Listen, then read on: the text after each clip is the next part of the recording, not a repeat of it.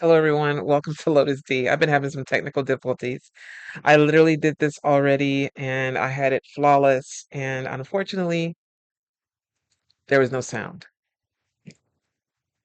Yay, me. Okay, so this is our second day talking about toxic relationships. Let me just tell you, it's been a doozy. For those of you who know what doozy is, it's been one of those. Um, the biggest thing I can tell you about toxic relationships is if you're in one, you need to distance yourself as much as you can. And when they start to see that you are, hopefully, I pray that they're able to either make a change, ask questions, and make a significant change to the better. Because when it comes down to it, when someone is depleting you, that means that they're not lifting you up, and everyone deserves to be lifted up, especially if you're the one doing the lifting. And sometimes it's the heavy lifting because you're having to do it the whole entire time you're hanging out with them. You don't know you're doing it. And then they kind of seriously, they start to talk like you. You start to act the same because there's certain things that are contagious. And one of the things that's contagious is definitely someone who's laughing or having a good time, but only if that person's not a toxic person.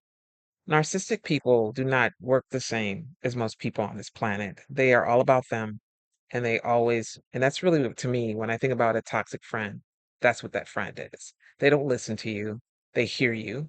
They're not able to tell you when things transpired or when they happen. And if they do, it's always going to be something negative that took place, not something positive. They're not going to remember the promotion. They're not going to remember this. When they hear about the promotion, they compare it to their own promotion. It's your promotion. So it's for you. It's not for them. There's always a single-sided situation where they always make it seem as though whatever they're talking about is so much more important than what you have to share. That's not the case. Now, there are times when people are passionate about certain things and they really want to get in there and tell you what they have to tell you, which is somebody like me, but it happens. I get it. So we're going to talk about that a little bit with you guys. And I really do thank you for showing up and unwinding with me. I am Lotus D. Please, for those of you who are new to the channel, please like and subscribe. Follow me, please. And if not, sit for a bit. Perhaps maybe you'll see some of my old videos and you'll check them out and like them, and or you like this one. Hopefully so. We're talking about toxic relationships, primarily toxic friendships, um, because we understand that it's something that a lot of people are going through. I've unfortunately lost friends for different reasons that had to do with their opinion not being the same as my own, and not because I didn't want to hear their opinion, but when I voiced my opinion, they didn't agree with it, and because they were going through something, because they're narcissistic, they didn't want to hear it. Yeah, I went there. We're gonna be very truthful on this channel. I don't have time for the fluff. I don't have time for it, and you don't either. You're sitting and you're taking time right now to listen in with someone you don't know. That being said, those that you do know, you need to know them enough to know if they're feeding you. And I mean feeding, like if they're helping your relationship be blossom to this beautiful thing or they're not. It's a plant. Y'all are both watering it. You're both feeding it. It should grow. If it doesn't and it starts to crumble, somebody ain't watering the plant. Someone is not doing their job in that relationship, and someone is adding to it in a disruptive way. Um, they're poisoning the plant. Don't do that. So, you want someone that's going to add to everything you do, and you definitely want someone that's going to uplift you and build you up versus tear you down. And when you feel like that after you leave, it's not great. When someone, in this case, I know we went over a couple different ones, the other day. Um, Constant draining was one of them, but let's talk about it for a minute. The three that we didn't cover were jealousy and resentment, unreliable, and double standards. Everyone knows what double standards is. Their standards are different than your standards. You can do the same exact thing they do, but guess what? They don't want you to because it's all about who? Them, and not about you. Now, are there times that it's going to be about you? I would hope so. I would hope your friend will lift you up on those times when you're having success in your life, you're getting married, a child's being born, you get a new house, a new car, et cetera, et cetera, et cetera. There's so many times to celebrate your friends. Or just saying, hey, you know what? You picked up that phone at 3 o'clock in the morning and it saved me because I was losing it. I was crashing out because what she had to say or what they had to say was probably very cringeworthy, right? And it was just too much. It was too toxic for them even. They were in a moment. They're not a toxic friend, but they were having that moment. We all have moments like that. But some of them, unfortunately, some of us, or some people, I should say, have it constantly all the time. And they want to bring you into their little fold, bring you in and crush you because they're jealous of you, they resent you, they're manipulative in their tone. You can't count on them for anything. When you invite them places, they cancel. Sometimes they cancel at the last minute. They put others above you, so, they wait for on the call, "Someone else gonna call me?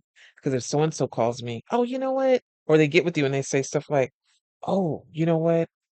I forgot I'm supposed to get with Cynthia at such and such time, or Rebecca.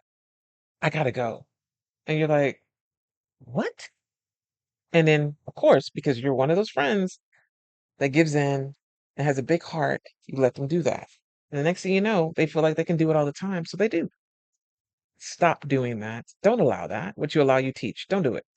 It's not fair. Not fair to you. Who cares about them? They got other friends.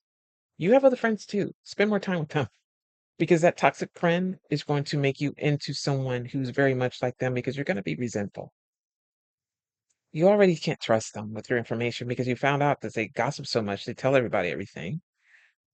You already feel like this when you leave. Very, very small.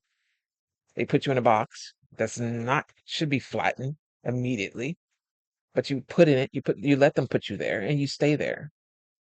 Or you allow them to because, it's just something they're going through.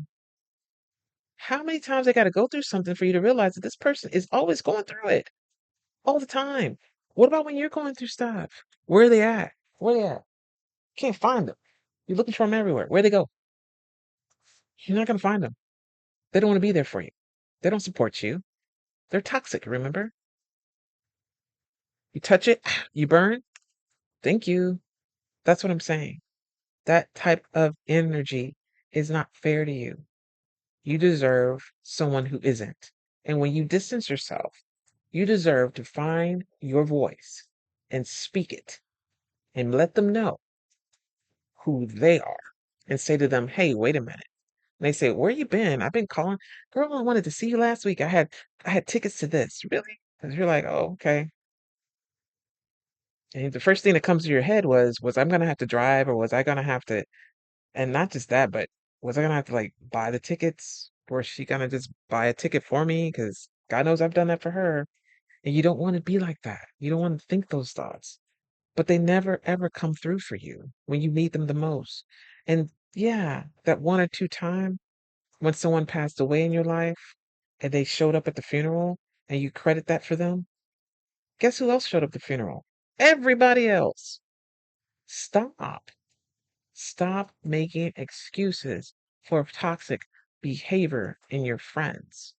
Because the one thing you should have is when you don't work out with some guy that you married, you got a divorce, who you gonna call? How you doing? Girl, yeah, he signed the papers.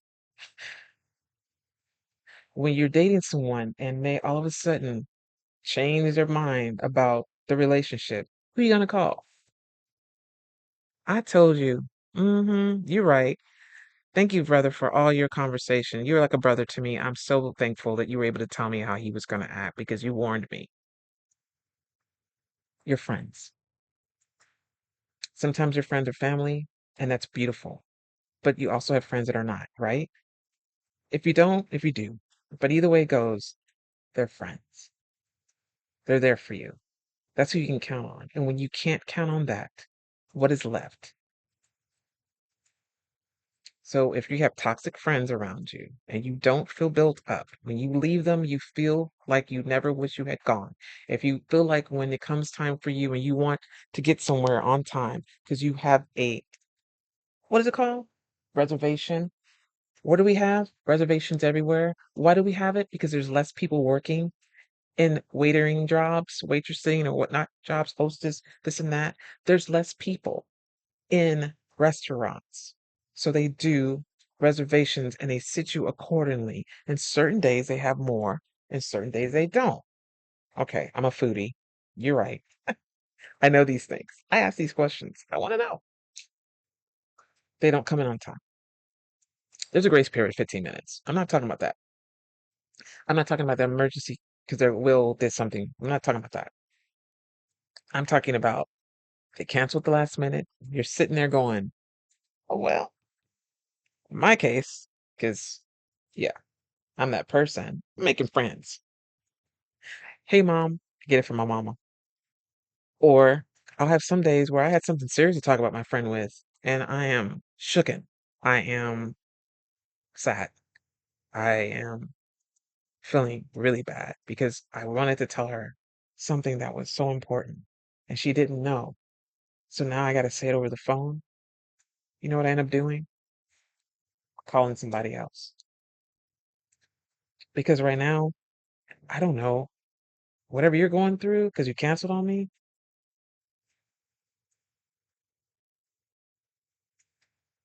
I don't know. It just makes you sad, doesn't it? Makes you real sad. It's a little triggering. Even me right now, getting a little bit triggered. But it's toxic friendship. Hurts. Hurts real bad. People don't understand that. I wish they did. So you have these somebody you can't trust anymore. Someone you can't tell secrets to because every time you do, they tell it to everybody around you. And you're like, wow, can't keep a secret. Can't hold a secret. Make me feel bad. You always think you're better than me because you're jealous of what I have. I don't know why, because if I had a ride and you wanted to drive it, you could take care of it. I had a friend. Let me tell you this really great story. She unfortunately is no longer with us. But, and when I say us, I mean the planet. Um, I lost her many moons ago. But that being said, that's not the moral of the story, nor is that the story, because she's still right here. But she, to this day, I remember when she asked me one day, she said, if you, because she wanted to get a car and she couldn't figure out what to get. And I was like, girl, I got the answer. And she had money to get whatever she wanted, which is a luxury, right? Which is awesome. So I told her exactly what I wanted. So she got it. She got white, pearly white Jaguar with the peanut butter interior. At first, I was like, how dare she get the car that I wanted? And then I thought about it, and she drops the keys, and I'm like, oh, she's giving it to me. Thanks, girl. She was like, D, really? No. Can you drive? She goes, you want to drive it, don't you? I was like, duh. Right away, first day. She got the car, picked it up, showed it at her house, drive it around the block. We go to a restaurant, we come back. It became a thing that we just did. Every time I came over, I got to drive it. I was like, "Hello, you can call me your new chaperone. I mean, your new chauffeur, all the peoples. I will be happy to drive the car." So, and we would stop, and everybody would be like, "Great car," and she was like, "Oh yeah, she just got it," because she was a nut like me. So, you know. Anyway, it's a great story because even if someone has something you don't have, or something you say you would like to have, and you have a really good friend, they'll share it with you. They'll share that experience with you. It's like a friend of mine that just got a new house. She's already like, okay, so I know exactly where you're going to be when you come visit. I know which I'm checking all the restaurants around town, and I look forward to it. How you doing? I see you. That's Amy, y'all. But those types of friends you're down for, and then you have people that you just meet at a job, and they could talk about a lot of things that are horrible about their job, and then toxic people do all the time to the point where you're like, they're coming, you're like running the other way. Not with Gigi. Gigi would come around and we had the best time. We forgot how crazy our job was. We forgot the negative part about it because she always brought that part that was so invigorating. So when it came to me, I was like, "Well, let's go. What we do? Let's make this money." You know what I mean? Versus, oh yeah, here we go, this lousy job. I can't stand it. Me either. Ugh. And some days we had those days, but during the time it wasn't. Those are three friends I just talked about, right? And sometimes you're going to have those friends that don't show up for you, but you have to distance yourself. You got to figure it out. You got to let them know. You have to make the changes that you want to be and the changes they need to see. And perhaps, hopefully, they'll change for the better. Thank you all so much for checking in with me. I'll see you next time. Remember, stay lighted up. Do not dim your light for anyone.